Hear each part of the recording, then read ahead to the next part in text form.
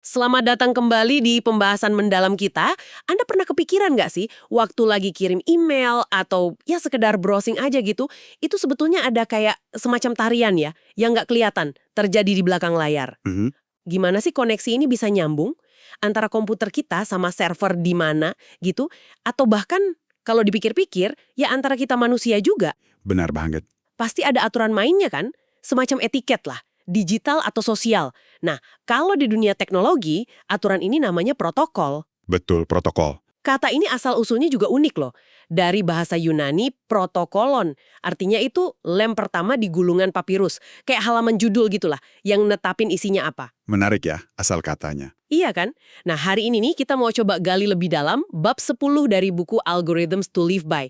Fokusnya soal jaringan. Gimana kita terhubung? Sip. Kita bakal bongkar prinsip-prinsip dasar yang bikin internet jalan, yang kita anggap biasa aja tiap hari, ternyata mirip banget sama cara kita interaksi sosial.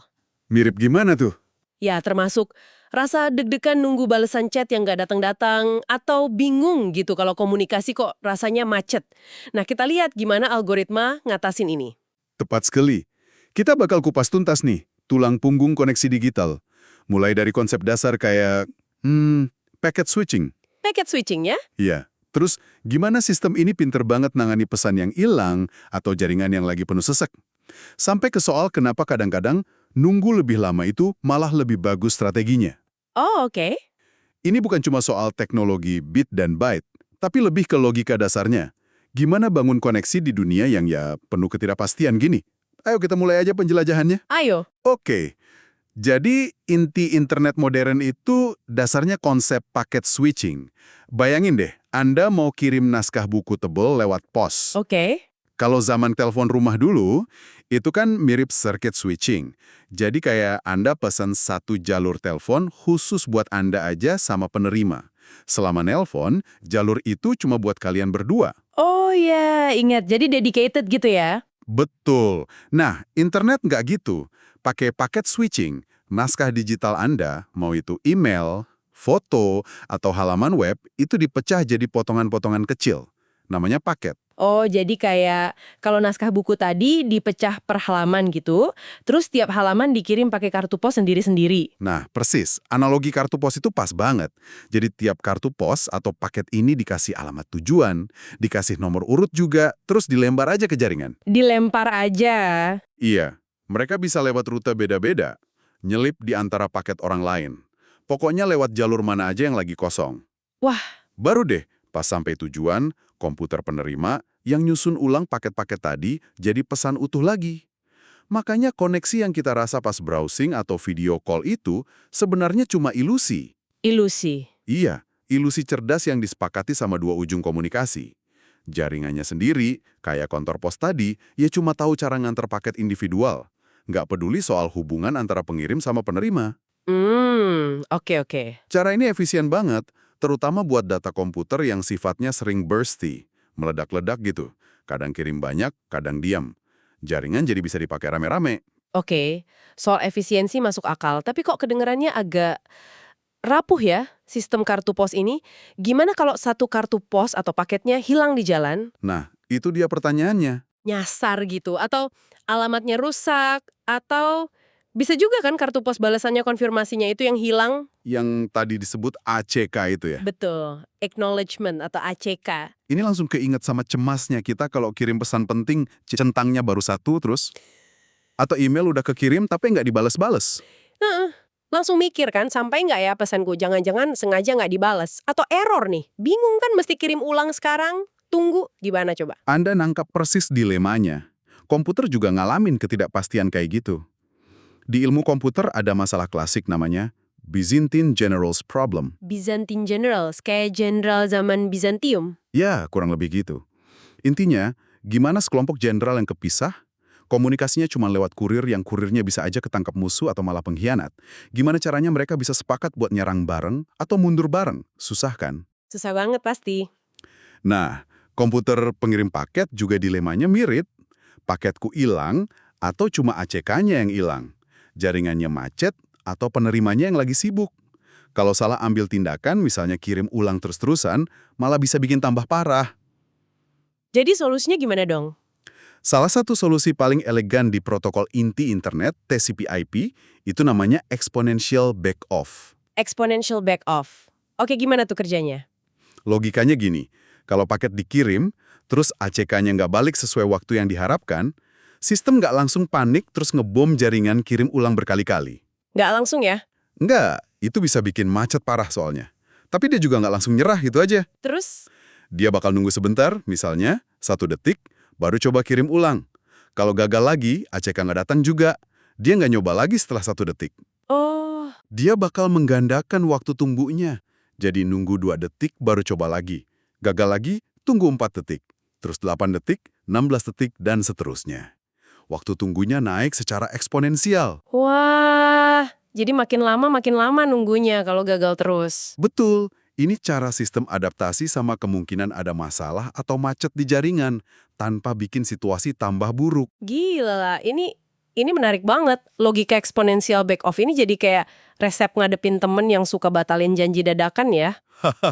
Bisa jadi analogi tuh. Iya kan? Kalau kita langsung musuhin, kayaknya kejem banget. Tapi kalau kita ajakin terus tiap minggu padahal dia sering batal, ya kita yang capek hati. Bener. Strategi ini kayak jalan tengah. Oke, batal minggu ini, coba ajak lagi minggu depan. Batal lagi, mungkin tunggu 2 minggu deh baru ajak. Masih batal, 4 minggu, 8. Jadi makin jarang ajaknya. Tapi nggak pernah bener-bener putus hubungan gitu. Kesabaran terbatas, tapi harapan tak terbatas ya. Nah, itu dia. Kayak gitu. Dan yang menarik, ini bukan cuma teori atau analogi loh. Konsep exponential back-off ini beneran diterapin di dunia nyata, di sistem sosial dan efektif. Oh ya, contohnya? Ada program namanya HOPE di Honolulu, Hawaii's Opportunity Probation with Enforcement, buat nangani pelanggar masa percobaan kasus narkoba. Oke. Sistem lama kan biasanya peringatan dulu, numpuk, baru dihukum berat. Nah, HOPE ini beda. Tiap ada pelanggaran kayak tes urin positif, langsung ada konsekuensi, biasanya penjara singkat. Langsung? Langsung. Tapi kuncinya, durasi hukumannya itu naik secara eksponensial tiap pelanggaran berikutnya. Pelanggaran pertama mungkin cuma beberapa hari, kedua seminggu, ketiga 2 minggu, gitu terus. Tapi kalau nunggunya makin lama secara eksponensial gitu, nggak berisiko koneksinya jadi lambat banget, atau hubungannya jadi renggang kalau masalahnya sepele. Kenapa nggak jedanya tetap aja? Pertanyaan bagus itu. Emang ada trade-off-nya. Kalau coba lagi terlalu cepat pas jaringan lagi macet parah, atau teman Anda emang lagi nggak bisa diganggu, itu malah bisa bikin runyam kan? Iya juga sih. Exponential back-off ini sifatnya konservatif. Dia lebih mentingin stabilitas sistem keseluruhan. Asumsinya, kalau gagal berkali-kali, mungkin masalahnya serius. Jadi mending mundur dulu kasih waktu buat pulih. Kadang nggak ngapa-ngapain, itu tindakan terbaik. Oke. Nah, balik ke program HOPE tadi. Hasilnya luar biasa loh. Tingkat orang ngulangin pelanggaran sama pakai narkoba itu turun drastis dibanding yang nggak ikut program. Ini nunjukin kekuatan strategi konsekuensi yang terukur, cepat, dan naik eksponensial buat ubah perilaku. Wow, keren banget ya dampaknya. Selain paket hilang atau ACK nggak balik, tantangan gede lain di jaringan itu ya kemacetan, congestion. Kayak macet di jalan tol pas jam pulang kantor gitu. Oh iya, kebayang. Nah, internet awal-awal, dulu, tahun 1986, pernah ngalamin kayak gitu. Tiba-tiba lemot banget, sampai hampir nggak bisa dipakai. Namanya congestion collapse. Itu bikin panik para perintis internet. Wah, serem juga ya. Kejadian itu yang bikin 2 peneliti, Van Jacobson sama Michael Carrels, nyelidikin. Mereka sadar protokol waktu itu terlalu optimis. Nggak ada remnya kalau jaringan mulai penuh. Hasil kerja mereka ya algoritma penting lainnya. Additive increase, multiplicative decrease, AMID. AMID. Oke, ini buat apa lagi? Ini buat ngendaliin kemacetan, ngatur aliran data. Cara kerjanya intuitif. Optimis pas lancar, panik pas macet. Gimana tuh maksudnya? Gini, selama koneksi lancar, paket bolak-balik oke, ACK tepat waktu, sistem bakal pelan-pelan, dikit-dikit naikin kecepatan kirim data. Ini bagian additive increase, nambah dikit-dikit. Oke, ngetes batas gitu ya? Betul. Tapi begitu ada tanda-tanda macet, biasanya kalau ada paket hilang atau telat konfirmasinya, sistem langsung reaksi keras. Nggak ngurangin kecepatan dikit, tapi langsung potong drastis. Biasanya jadi setengah kecepatan sebelumnya. Ini bagian multiplicative decrease. Wah,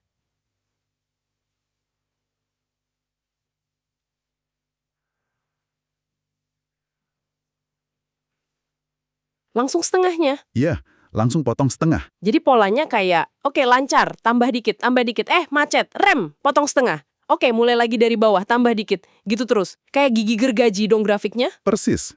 Naik pelan, turun tajam. Itu yang disebut TCP sawtooth. Sistem terus-terusan nyari batas kapasitas jaringan saat itu, terus mundur kalau kelewatan. Ada analogi menarik nih, mungkin agak beda tapi nyambung, ke dunia kerja.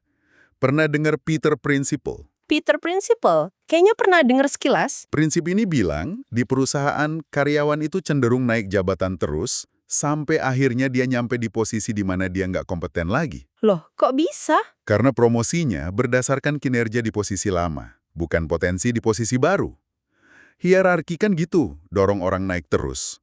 Nah, AMD ini filosofinya beda. Bukan soal nyampe satu level terus diam di situ, tapi soal fleksibel dan adaptasi terus-menerus. Oh, jadi nggak pernah mapan gitu ya? Benar, sistem AMD itu naik turun terus di sekitar titik optimal jaringan saat itu. Karena kondisi jaringan kan berubah-ubah terus. Menarik sih perbandingannya. Tapi motong kecepatan sampai setengah gitu tiap ada satu aja paket hilang, kayaknya agak lebay nggak sih? Nggak kontraproduktif. Kan pengennya cepet terus. Ya, kalau dilihat dari kacamata satu pengguna aja, mungkin kelihatan gitu. Pengennya ngebut terus kan. Tapi ingat, internet itu sumber daya barengan. Oh iya, bener juga. Kalau semua koneksi maksa ngebut pas jaringan mulai penuh, ya ambruk bareng-bareng. Kayak tahun 86 tadi. Semua nggak bisa ngirim apa-apa. Jadi rem mendadak itu demi kebaikan bersama gitu ya? Nah, itu dia. Biar semua tetap bisa jalan, walau mungkin agak lambat, daripada semua berhenti total. Semacam altruisme yang dipaksa protokol. AMD itu nyari keseimbangan antara egois pengen cepet sama stabilitas bareng-bareng. Pelajaran hidup juga nih kayaknya. Bisa jadi, kemajuan stabil kadang lebih baik dari ngebut sesaat terus nabrak. Nah, AMD ini bisa jalan efektif, bisa naik turun gitu, kuncinya cuma satu, umpan balik atau feedback. Harus cepat dan akurat dari jaringan. Feedback maksudnya? Ya, itu tadi. Sinyal kalau ada paket hilang, sistem perlu tahu kapan harus ngerem, kapan harus multiplicative decrease. Tanpa sinyal itu, pengirim bakal terus saja nambah kecepatan, additive increase. Nggak sadar kalau di depan udah macet parah. Oh, oke. Ini mirip banget sama pentingnya back channel kalau kita lagi ngobrol. Back channel. Apa tuh? Itu loh, pas Anda ngomong, pendengar kan biasanya nggak diam aja. Suka ngasih sinyal kecil, kayak ngangguk, iya. Oh iya. Nah, sinyal-sinyal kecil itu nunjukin dia ngikutin, paham, tanpa harus potong omongan. Itu feedback penting, biar obrolan lancar. Komunikasi itu, mau mesin atau manusia, emang kerja bareng, perlu tukeran info dan feedback terus. Bener banget. Tapi, disinilah muncul masalah baru yang ironisnya malah gara-gara usaha memperbaiki jaringan. Fenomena namanya buffer bloat. Buffer bloat. Kayak buffer yang kembung. Iya, kira-kira gitu artinya. Jadi gini, hampir semua perangkat jaringan, router, modem, kartu jaringan di komputer, itu ada buffernya. Memori penyangga gitu. Buat apa tuh buffer? Tujuannya sih bagus. Buat nampung sementara paket data yang datangnya banyak banget barengan pas lagi ada lonjakan traffic. Kayak area tunggu depan loket lah. Biar paket nggak langsung hilang kalau loket lagi sibuk. Harapannya, aliran data jadi lebih rata, throughput, jumlah data yang lewat jadi maksimal. Kedengarannya bagus dong, logis malah. Terus masalahnya di mana sampai disebut bloat? Masalahnya, kalau buffer ini ukurannya kegedean. Jauh lebih gede dari yang dibutuhin. Akibatnya, buffer ini selalu penuh atau hampir penuh terus. Oh, Bayangin area tunggu loket tadi segede lapangan bola, terus selalu penuh orang. Pas ada paket data baru datang, dia mesti ngantri di belakang ribuan paket lain. Lama banget nunggunya. iyalah lama banget pasti. Akibatnya, yaitu latency atau waktu tunda dari ujung ke ujung jadi tinggi banget. Jadi ini mungkin ya kenapa kadang kita tes speed dapat angka gede, tapi buat browsing atau video call kok rasanya lemot. Paketnya ngantri lama di buffer itu. Tepat. Itu Anda ngerasain dampak buffer bloat. Jengkelin kan? Banget. Tapi ada masalah yang lebih parah lagi dari sekedar lemot. Ingat AMD tadi. Dia butuh sinyal paket hilang buat ngerem. Iya, ingat. Nah, buffer yang super gede dan selalu penuh ini malah mencegah sinyal itu muncul. Karena dia bisa nampung banyak banget, dia jarang sampai benar-benar penuh sampai harus buang paket baru paket drop. Wah, Akibatnya, nggak ada paket hilang, nggak ada sinyal bahaya ke pengirim. Pengirimnya ya senang-senang aja terus naikin kecepatan, additive increase, padahal jaringan di depan udah macet parah. Gila, ini sih skenario paling buruk ya. Udah lemot gara-gara antri lama di buffer, kecepatan totalnya juga nggak maksimal karena jaringannya sebenarnya udah penuh, tapi AMD nggak jalan buat ngerem. Bener banget, rugi 2 kali. Kayak restoran punya ruang tunggu gede banget, terus nerima order online nggak berhenti, padahal dapurnya udah nggak sanggup. Pelanggan nunggu lama, marah, dapur kewalahan, restoran juga nggak efisien. Bener-bener kacau. Analogi yang pas. Buffer bloat ini ironis karena sering muncul gara-gara produsen perangkat keras lomba pasang buffer gede dan murah. Fokusnya cuma ke angka throughput di kertas, nggak mikirin latensi sama dinamika protokol kayak AMD. Jadi gimana dong solusinya? Prinsipnya sih, buffer itu berguna kalau dia bisa rutin kosong, kayak area tunggu tadi. Efektif kalau antrian gerak dan sesekali kosong. Buffer kegedean cuma nutupin masalah sampai akhirnya semua kerasa lambat. Untungnya sih sekarang udah banyak yang sadar masalah ini. Lagi dikembangin teknik Active Queue Management yang lebih pintar buat ngelola buffer biar kasih sinyal macet lebih awal. Oh, syukurlah kalau gitu. Tapi ya masih terus dikembangin. Oke, ngomongin buffer bloat sama latency, jadi kepikiran nih. Iklan internet kan seringnya gembar-gembor kecepatan, Mbps gede-gede. Itu kan bandwidth ya. Betul, bandwidth atau lebar pita. Tapi dari obrolan kita, kayaknya bandwidth gede bukan jaminan enak dipakai ya. Jangan-jangan ada yang lebih penting. Nah, Anda nyentuh inti perdebatan penting. Bandwidth emang penting, tapi sering disalahartiin jadi satu-satunya ukuran cepat. Stuart Cheshire dari Apple punya analogi bagus soal ini. Gimana tuh? Bayangin 2 pesawat, Boeing 747 yang gede sama 737 yang lebih kecil. Dua-duanya terbang. Kecepatannya kurang lebih sama lah, 800-900 km per jam. Oke. Tapi 747 kan bisa bawa penumpang 3 kali lipat lebih banyak dari 737. Pertanyaannya, apa 747 itu 3 kali lebih cepat dari 737? Ya enggak lah, waktu terbangnya kan sama aja harusnya. Tepat. Yang beda itu kapasitas atau bandwidth-nya buat angkut penumpang.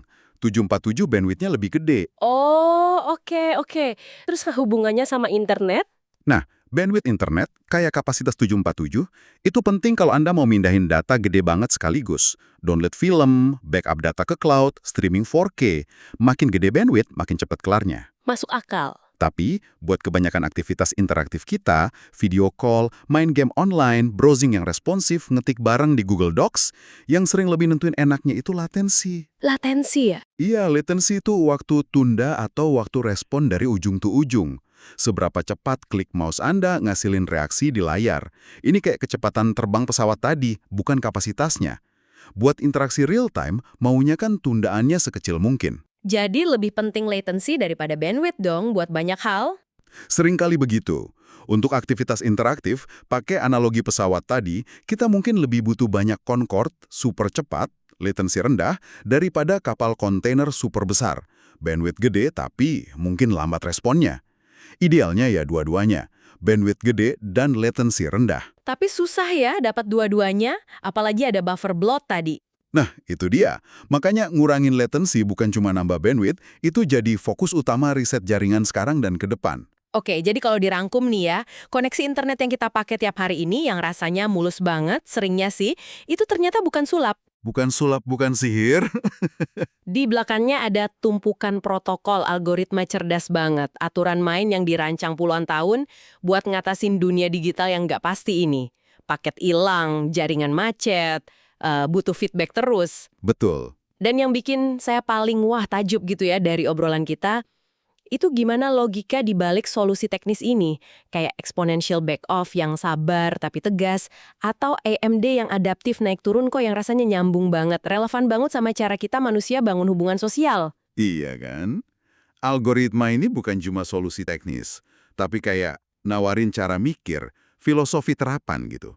Soal gimana bangun sistem, mau sistem komputer atau sosial, yang tangguh, adaptif, bisa ngelola sumber daya barengan pas kondisi nggak pasti. Ada kebijaksanaannya ya di situ? Ada. Cara dia nyimbangin optimisme sama hati-hati, egois sama kepentingan bareng. Mungkin kita emang bisa belajar banyak dari logika jaringan ini buat hubungan pribadi, tim kerja, atau bahkan bikin kebijakan publik yang lebih adaptif. Nah, ini nih yang bawa kita ke pemikiran terakhir buat Anda semua renungkan di rumah. Kita udah lihat gimana exponential bake-off sama AIMD kerja di dunia digital. Hmm. Gimana kalau kita coba secara sadar gitu ya, nerapin prinsip yang mirip di interaksi kita sehari-hari? Misalnya nih, pas lagi kecewa atau konflik sama orang, bisa nggak kita pakai semacam exponential back-off? Ngasih ruang, ngasih kesempatan lagi tapi jedanya makin lama. Bukan langsung nyerah atau malah nekan terus. Menarik itu. Atau pas bangun hubungan atau proyek bareng, bisa nggak kita pakai semangat AIMD? Maju pelan-pelan, hati-hati, pas lancar, tapi berani mundur jauh buat evaluasi kalau ada masalah serius. Nggak maksa terus? Bisa nggak ya logika algoritma jaringan ini bantu kita ngerancang protokol sosial kita sendiri? Biar lebih kuat, lebih adaptif, nggak gampang hancur pas ada masalah.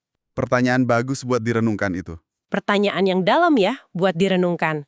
Terima kasih banyak udah nyimak pembahasan kita kali ini. Sampai jumpa di penjelajahan mendalam berikutnya.